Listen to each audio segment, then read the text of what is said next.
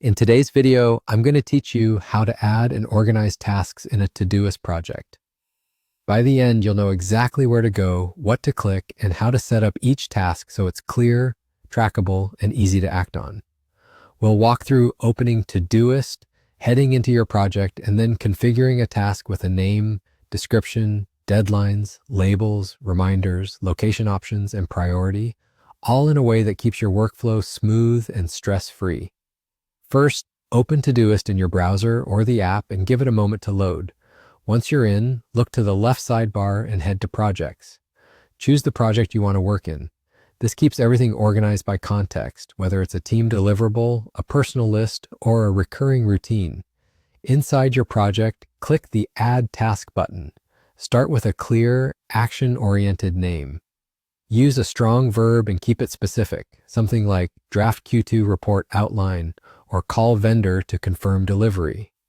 Clear names make it easier to scan your list and understand what needs to happen without overthinking. Next, open the description field to add helpful details. This is the place for keynotes, quick instructions, links to files, or any context you don't want to forget. Think of it as your mini brief that saves you time later. Set a deadline by adding a due date and, if needed, a time.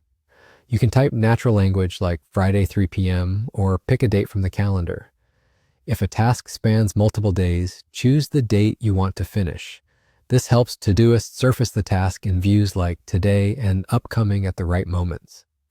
Add labels to group tasks by context. For example, use labels like at work, at home, or at deep focus to filter quickly and batch similar tasks together.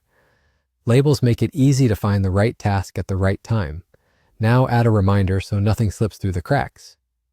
Choose a time-based reminder, or if you're using a mobile device, set a location-based reminder to nudge you when you arrive somewhere relevant, like a store or the office.